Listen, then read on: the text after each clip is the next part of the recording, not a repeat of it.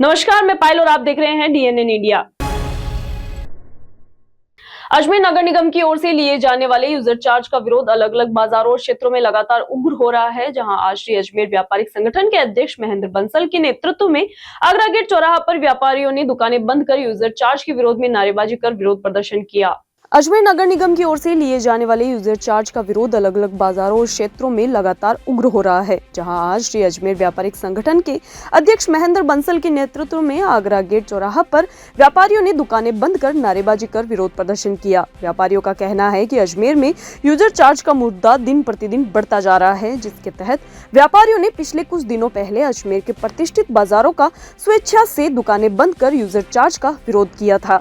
बावजूद इसके नगर निगम अपनी हठधर्मिता नहीं छोड़ रही है। लोगों ने आरोप लगाते हुए बताया कि आजकल नगर निगम के 20 से 30 अधिकारी यूजर चार्ज लेने के लिए आते हैं और व्यापारियों को डराया धमकाया जा रहा है। कहा जाता है कि दुकानदारों को यूजर चार्ज की रसीद कटवानी ही पड़ेगी। जहां व्यापारिक संगठनों ने 2022 में भी यूजर चार्ज का अजमेर बंद कर विरोध प्रदर्शन कर सिरे से नकार दिया था। बावजूद इसके नगर निगम फिर एक बार यूजर चार्ज का मुद्दा लेकर आई है। व्यापारियों ने चेतावनी देते हुए कहा कि यदि नगर निगम यूजर चार्ज नहीं हटाता है तो व्यापारी एकता का परिचय देते हुए अनिश्चितकालीन अजमेर बंद करेंगे।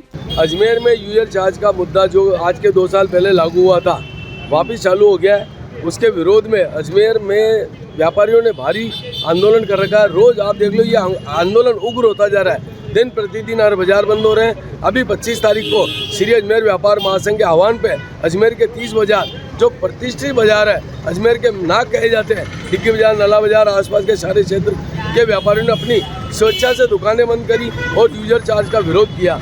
बावजूद इसके नगर निगम के कर्मचारी आजकल 20-25 की संख्या में आते हैं और व्यापारियों को डराते धमकाते हैं, जिससे व्यापारी दहशत में आ जाता है। और दहशत में आके वो नगर निगम कर्मचारी एक ही बात कहते हैं, यूजर चार्ज की रसीद आपको कटानी पड़ेगी। इसका श्री अजमेर व्यापारी महासंघ ने 2022 में भी पुरजोर विरोध किया था और 20 जनवरी 2022 को अजमेर बंद कराकर इसको सिरे से नकार दिया था।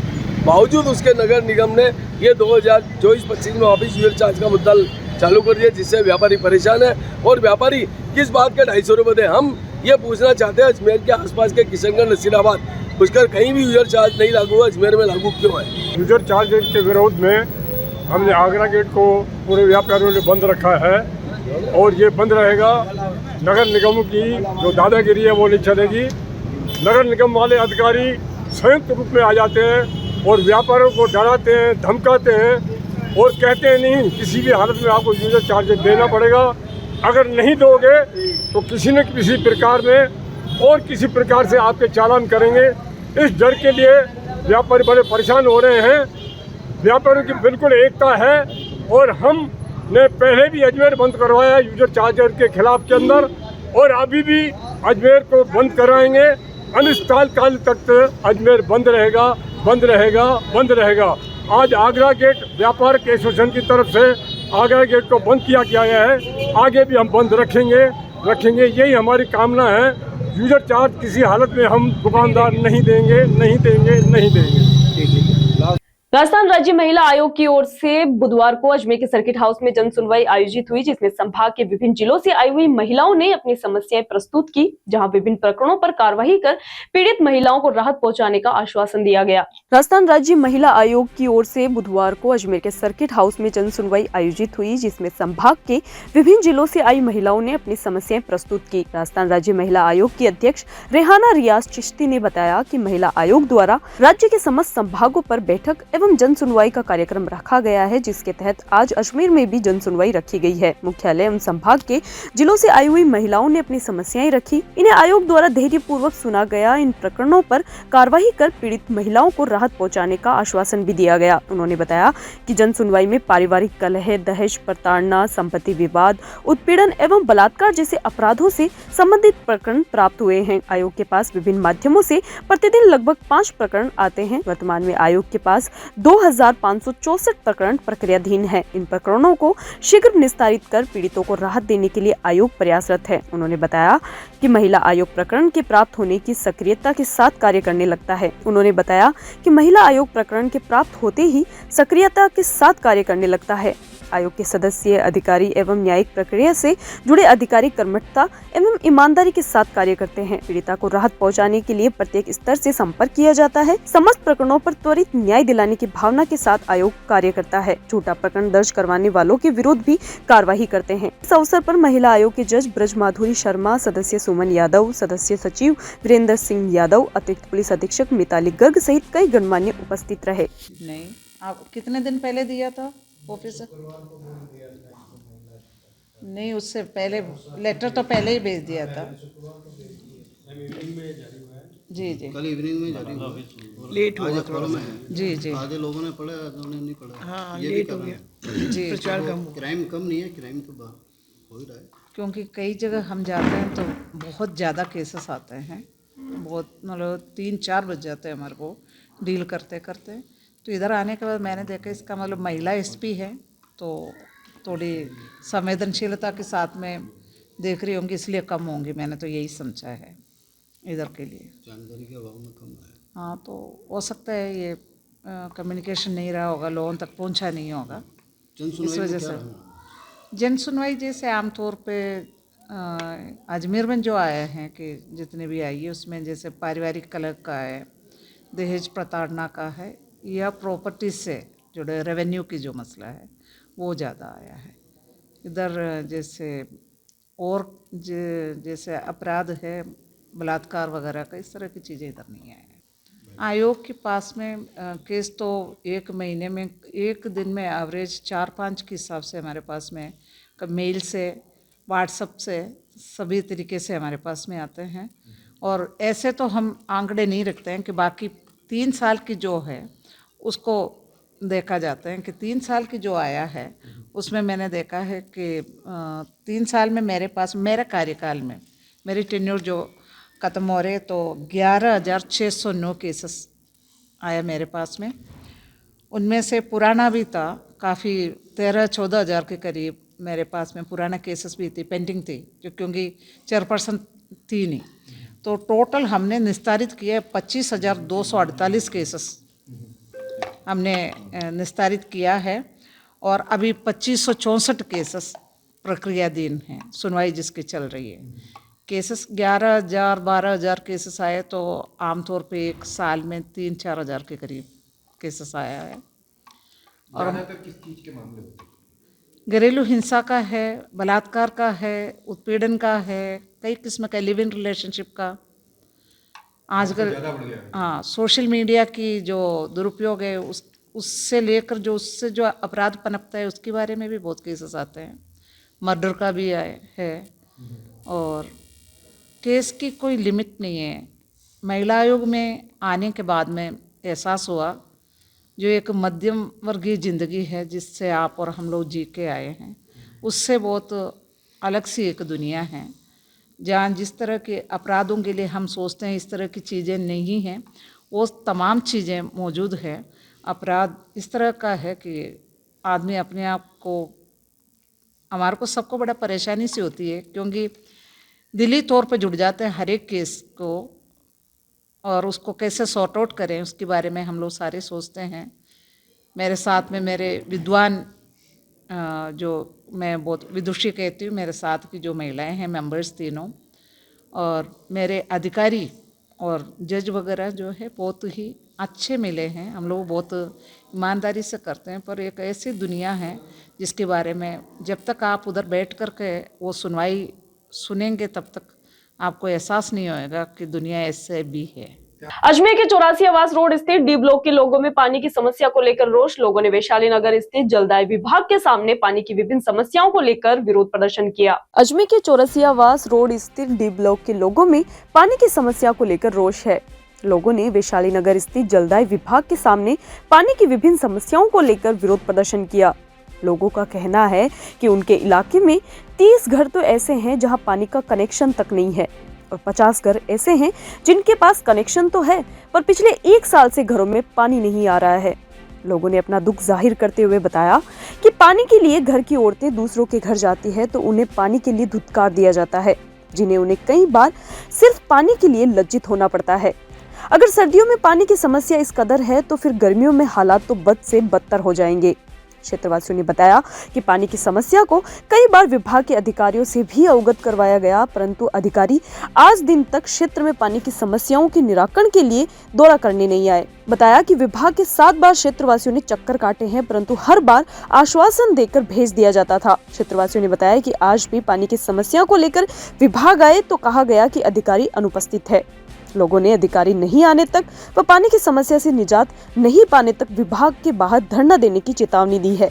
हम मालू गोदाम के पीछे माताजी का मंदिर है, वहाँ हमारी कॉलोनी है, डी ब्लॉक के नाम से है। अभी तो बस चौरसवास रोड के नाम से पहचाना जाता है। वहाँ पे 50 घर तो ऐसे हैं जिसके कनेक्शन है और 30 घर ऐसे हैं जिसके कनेक्शन है ही नहीं।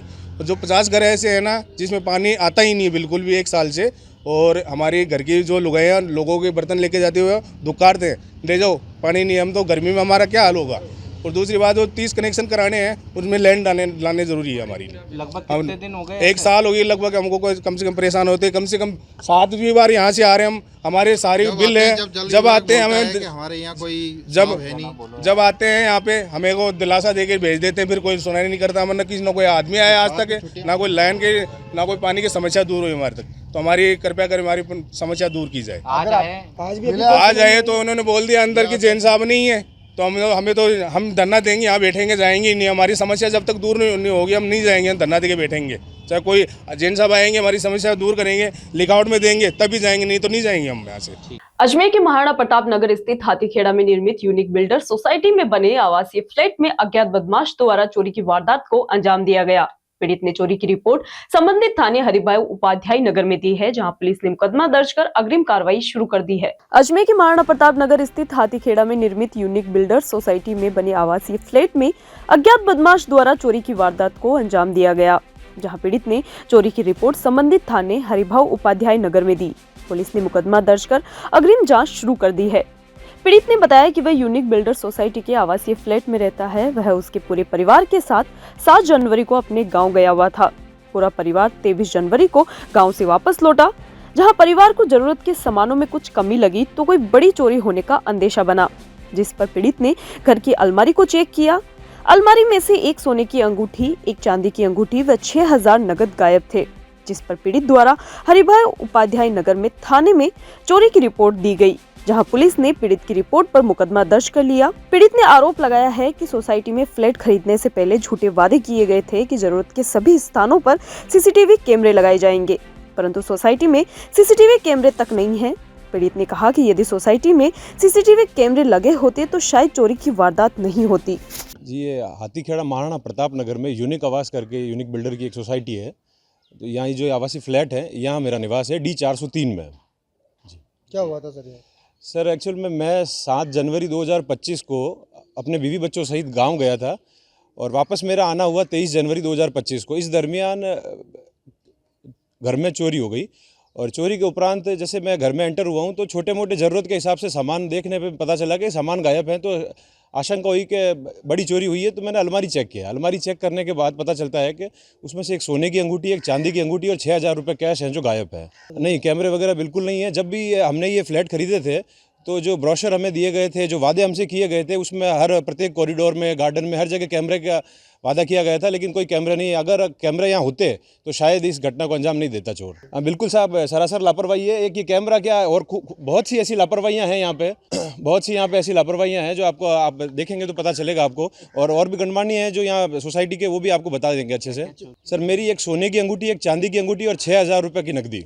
हाँ, मैंने जो संबंधित थाना है यहाँ हरिभाई नगर Upadhyay.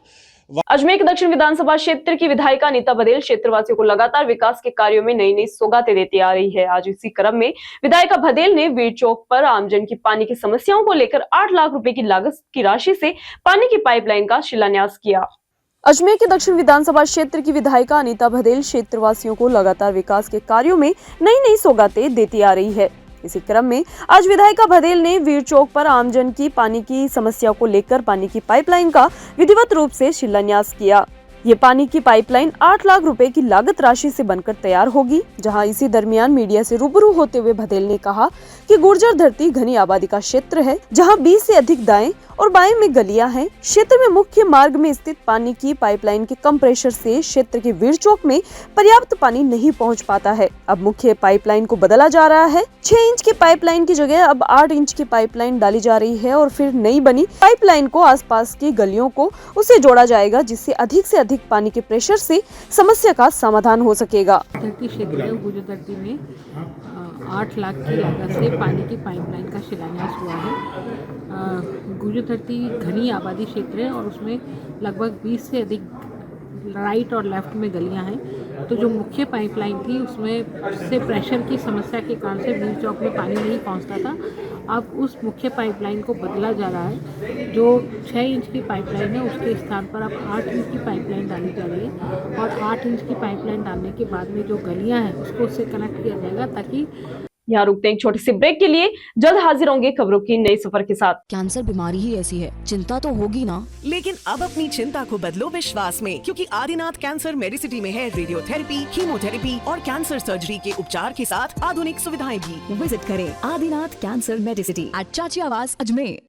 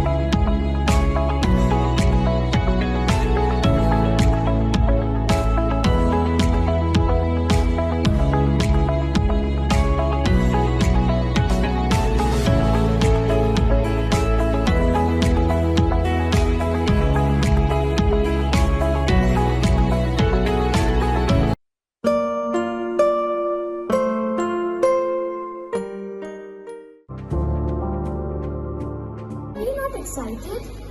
Holidays will be very boring for me.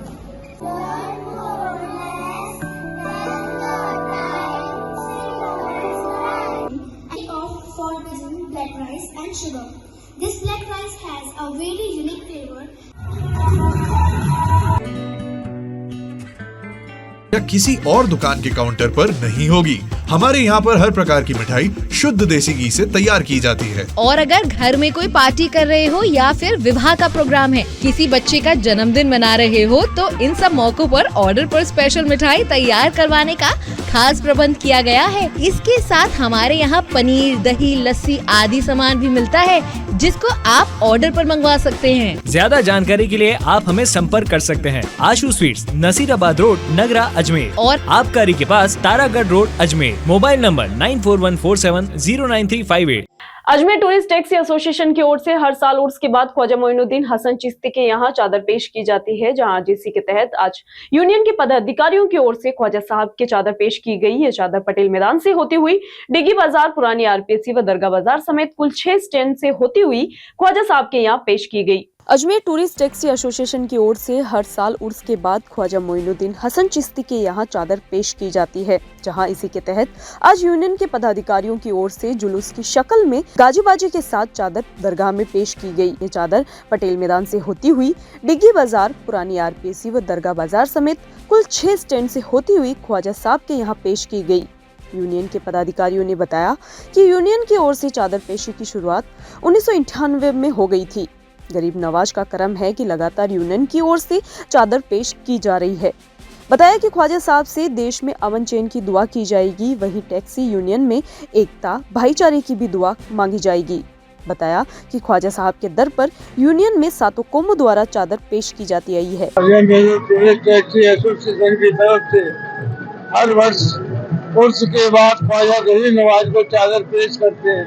ये यूनियन की तरफ से 98 से शुरुआत की है और लगातार ख्वाजा गरीब नवाज का करम है कि लगातार चादर पेश हो रही है। दरगाह जाकर के ख्वाजा गरीब नवाज से देश की टैक्सी वालों के लिए दुआ करते हैं, इन लोगों में आपसी प्रेम भाव रहे, भाईचारा रहे और सातों कौम मिलकर के हमारे संगठन के द्वारा चादर पेश की जाती है। मेरे टूरिस्ट टैक्सी एसोसिएशन की ओर से बाबा गरीब नवाज की चादर लेके पटल मैदान से गरीब नवाज की लेके जा रहे हैं और सभी अजमेर के जितने भी टैक्सी चालक हैं और मोटर मालिक, ये सभी साथ मिलकर और हर स्टोरों से डिग्गी बाजार, पटेल मैदान, ओल्ड आरबीसी, दरगाह बाजार, ये सभी स्टोरों 6 स्टैंड है, 6 स्टोरों से मिलकर ये बाबा गरीब नवाज के चादर लेके जा रहे हैं। श्री दिगंबर जैन महासमिति की ओर से ब्याह योग्य जरूरतमंद युवतियों को सहायता प्रदान की जाती है, जहां आज इसी के तहत श्री दिगंबर जैन महिला संभाग महासमिति महिला एवं युवा संभाग के संयुक्त तत्वावधान में आनंदम ग्रुप की ओर से ब्याह योग्य जरूरतमंद युवती को सहायता प्रदान की गई। श्री दिगंबर जैन महासमिति की ओर से ब्याह योग्य जरूरतमंद युवतियों को सहायता प्रदान की जाती है, जहाँ आज इसी के तहत श्री दिगंबर जैन महिला संभाग महासमिति महिला एवं युवा संभाग के संयुक्त तत्वावधान में आनंदम ग्रुप की ओर से ब्याह योग्य जरूरतमंद युवती को सहायता प्रदान की गई। समिति के कार्यकर्ताओं ने बताया कि समिति की ओर से आज 122वीं युवती के विवाह में सहयोग दिया गया, जिसके अंतर्गत युवती को गृहस्थ जीवन में काम आने वाले सभी आवश्यक सम्मान दिए गए। साथ ही समाज के कुछ बुजुर्ग जनों द्वारा युवती को नगद राशि भी प्रदान की गई। समिति के कार्यकर्ताओं ने बताया कि हम सभी युवती के उज्जवल भविष्य की कामना करते हैं और गृहस्थ जीवन सुखमय और शांतिपूर्ण व्यतीत हो, इसका आशीर्वाद देते हैं। बताया कि युवती को कपड़ों, इलेक्ट्रॉनिक सामान व रसोई के सामान समेत कई आइटम भेंट किए गए हैं। समिति महिला युवा महिला संभाग की आनंद नगर इकाई के तत्वाधान में आज हम 122वीं बच्चे की शादी में सहयोग किया है और ये बच्ची हमारे आनंद नगर के ही है और इस बच्ची का बहुत पहले ही हमारे पास इस ज़रूरतमंद बच्ची का हमारे पास आ गया था, तो आनंद नगर इकाई ने इसका बीड़ा उठाया और आज बहुत ही अच्छी और बहुत ही अच्छे तरीके से इस बच्ची के सारे घर गृहस्थी बसाने हेतु सारा सामान दिया गया है और कुछ बुजुर्ग महिलाओं द्वारा इस बच्ची के लिए शादी में सहयोग के लिए कैश भी दिया गया है और बच्ची बहुत अच्छा सा अपना जीवन यापन करे और ये हमेशा स्वस्थ रहे, कुशल रहे और इसका जीवन बहुत ही अच्छी तरीके से गुजरे, ये हम सभी महिलाओं की तरफ से इसको आशीर्वाद है। महासमिति के और युवा महासमिति के तत्वाधान में ये 122वें नंबर की शादी हम करवा रहे हैं और हमें उम्मीद है कि हम मधु भाभी जी के नेतृत्व में और अतुल भाई साहब के गाइडेंस में हम लोग आगे भी ये काम करते रहेंगे और इनको और हम लोगों की जो प्रायोरिटी होती है इनको देने की, जो जैन धर्म का मूल सिद्धांत अहिंसा परमो धर्म, ये देखते हैं कि कोई खाने पीने वाला व्यक्ति ही नहीं हो, उसी की हम लोग शादी कराते हैं। तो हम उम्मीद करते हैं कि आगे अपने भविष्य में अच्छे से अपना सफल जीवन दाम्पत्य आयोजन किया और कहाँ पे किया। जय जिनेन। श्री दिगंबर जैन महिला संभाग महासमिति महिला एवं युवा संभाग के तत्वाधान में आनंद नगर इकाई की आनंदम ग्रुप की तरफ से आज हमने एक ज़रूरतमंद बालिका की शादी में सहयोग करने जा रहे हैं। इसमें हमारे ग्रुप की सभी महिलाओं ने काफ़ी सहयोग दिया है। सभी से जो बन पड़ा हमने उसके घरेलू ज़रूरतमंद का सभी सामान देने की कोशिश की है और जो बालिका है हम उसके उज्जवल भविष्य की कामना करते हैं। हमारी समिति कितने ही सालों से ये कार्य करते हुए आ रही है। आज हम 122वें नंबर की ये शादी में सहयोग करने जा रहे हैं। इसमें हमारा मार्गनिर्देशन मधु जी पाटनी द्वारा किया जाता रहा है और आगे भी हम उम्मीद करते हैं हम इसी तरह का सहयोग करते रहेंगे। अंत में मैं यही कहना चाहूंगी कि इसका आगे का भविष्य उज्जवल रहे। राजस्थान यूटीबी कार्मिक एसोसिएशन चिकित्सा एवं स्वास्थ्य विभाग में लगे आवश्यक अस्थायी आधार पर कार्यरत कार्मिकों की सेवाएं बहाल रखने व मेडिकल कॉलेज अथवा जिले या जिले की सीमा हटाकर राजस्थान में रिक्त पदों पर समायोजन के लिए कार्मिक जिला मुख्यालय पहुंचे और कलेक्टर लोकबंधु को इस संबंध में ज्ञापन सौंपा। राजस्थान यूटीबी कार्मिक एसोसिएशन चिकित्सा एवं स्वास्थ्य विभाग में लगे आवश्यक अस्थायी आधार पर कार्यरत कार्मिकों की सेवाएं बहाल रखने व मेडिकल कॉलेज अथवा जिले या जिले की सीमा हटाकर राजस्थान में रिक्त पदों पर समायोजन के लिए कार्मिक जिला मुख्यालय पहुंचे और कलेक्टर लोकबंधु को इस संबंध में ज्ञापन सौंपा। कार्मिकों का कहना है कि अजमेर जिले में विभिन्न कार्यालयों के अधीन नर्सिंग ऑफिसर के पद पर स्थायी नियुक्ति होने के कारण कार्यालयों के अधीन आवश्यक अस्थायी आधार पर कार्यरत कार्मिकों की सेवाएं निरस्त कर दी गई है। कार्मिकों की सेवाएं बहाल रखने व मेडिकल कॉलेज अथवा जिले या जिले की सीमा हटाकर राजस्थान में रिक्त पदों पर समायोजन के लिए राजस्थान यूटीबी कार्मिकों ने कलेक्टर से गुहार लगाई है वहीं दूसरी ओर कार्मिकों ने बताया कि यूटीपी कार्मिक कोरोना काल में भी अपनी जान जोखिम में डालकर अपनी सेवाएं दे रहा था। 22 में हम यूटीपी पर कार्यरत हुए थे, तो हमें ग्रामीण इलाकों में लगाया गया था अजमेर शहर के। तो हमें जब जैसे ही परमानेंट की पोस्टिंग आई है 10 तारीख जनवरी में, दोनों की लिस्ट आई है, दोनों के बाद में हमें हटा दिया गया है। जहाँ पे भी हम लगे हुए थे हमने सब जगह ज्ञापन दिया, CMHO मैम को भी ज्ञापन दिया, JD सर को भी ज्ञापन दिया। आज कलेक्टर महोदय को ज्ञापन देने आए थे इसी बारे में कि दूसरे जिलों में भी पदस्थापन हो रहे हैं, वहाँ पे समायोजित किया जा रहा है। जहाँ पे भी खाली पद थे तो हमें भी समायोजित किया जाए, नए पद जो भी खाली पद है अजमेर ज़िले में जहाँ पे भी है। पॉजिटिव दिया है वो रिस्पॉन्स को कि हाँ भी हम करेंगे आगे, उन्होंने आगे बात करने की भी बात कही। नसीराबाद में शराब के नशे में धुत पति ने तेज गति से लापरवाही से कार चलाते हुए कार को डिवाइडर पर चढ़ा दिया, जिससे कार के परखच्चे उड़ गए। हादसा राष्ट्रीय राजमार्ग 48 स्थित दिलवाड़ा पुलिया के ऊपर का है, जहां वाहन में बैठी पत्नी व बच्चियां गंभीर रूप से घायल हो गई। घायलों का अस्पताल में उपचार जारी है। पुलिस इस संबंध में जांच में जुटी है। नसीराबाद में शराब के नशे में धुत पति ने तेज गति से लापरवाही से कार चलाते हुए कार को डिवाइडर पर चढ़ा दिया, जिससे कार के परखच्चे उड़ गए। हादसा राष्ट्रीय राजमार्ग 48 स्थित दिलवाड़ा पुलिया के ऊपर का है, जहां एक बलोनो कार डिवाइडर में जाकर घुस गई। कार में सवार पत्नी सहित 2 मासूम बच्चियां घायल हो गई। हादसे की सूचना रोगी वाहन 108 एम्बुलेंस को दी गई, जहां 108 चालक रामसाई सैनी ने मौके पर पहुंचकर सभी घायलों को नसीराबाद के सरकारी अस्पताल पहुंचाया, जहां चिकित्सकों ने सभी घायलों को प्राथमिक उपचार देकर अजमेर के जवाहरलाल नेहरू अस्पताल रेफर कर दिया। वहीं दूसरी ओर हादसे की सूचना पर मौके पर पहुंची सदर थाना पुलिस ने दुर्घटनाग्रस्त कार को घटना स्थल से हटवाकर जांच में जुट गई है। बलोना गाड़ी थी, डिवाइडर की टकराई है, हमें कॉल आया 108 पे, यहाँ पे दिलवाड़ी पुलिया पे एक्सीडेंट हुआ है। हम वहाँ पे तुरंत गए फटाफट से, वहाँ से लेकर के इनको CSC श्रीनगर हॉस्पिटल वो नसीराबाद हॉस्पिटल लेकर आए।